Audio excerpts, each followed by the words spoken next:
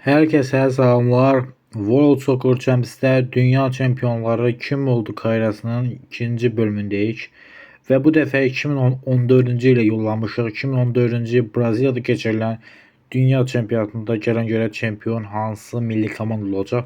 Həqiqətdə qeyd edək ki, bu Dünya Çempionatında qalib olan komanda Almanya olmuşdu və görək bu Dünya Çempionatında hansı milli komanda çempion ünvanının sahibi olmuş olacaq. Sonuncu bölümde hazırda ekranda gördüğünüz kimi milli komandaların dünya çempionluqları səviyyəsi göstərilib. Artıq Argentina, Almanya və Braziliya ilə sayını bərabərləşdirib və hər bir millinin 4 dünya çempionluğu var. 4'te 1, 8'de 1 finalları simulyasiya etdik. Gəldik 4'te 1 finallar, maraqlı oyunlar var. Braziliya Argentina odur, Almanya Fransa'ya odur, maraqlı duellər başlayır.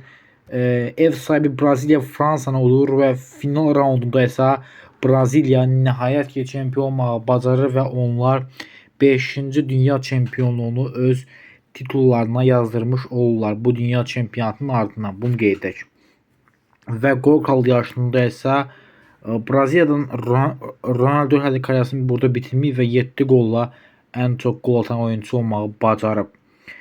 Onu da qeyd edək. Burada Argentinanı görmək mümkün olmadı. Argentinanın heyətinə baxsaq, hələ də burada Messi'ni görmürəm burada. Və keçək biz artıq 2018-ci ildə görək 2018-ci ildə dünya çempionatının qalibi hansı milli komanda olmuş olacaq.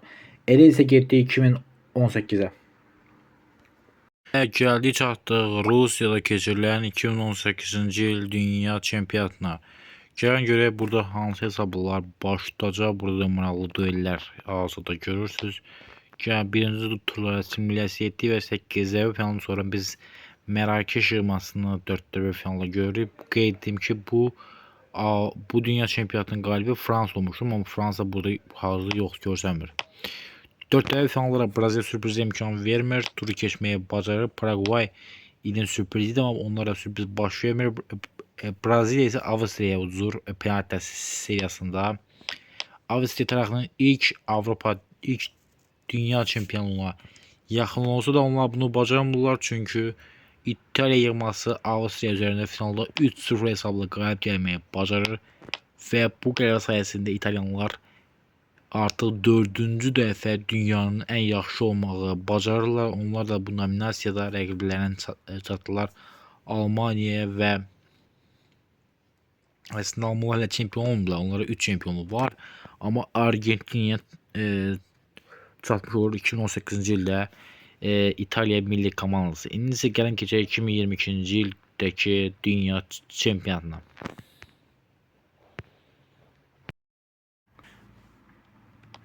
Və gəldik 2022 Qatarda keçirilən dünya çempionatına. Qeyd etdim ki, həqiqətdə bu dünya çempionatının qalibi Argentina olmuşdu. Lakin burada gördüğünüz kimi Argentina'nın adı görsənmir. Yəni ki 8'də finalda Argentina millisi burada yer almır.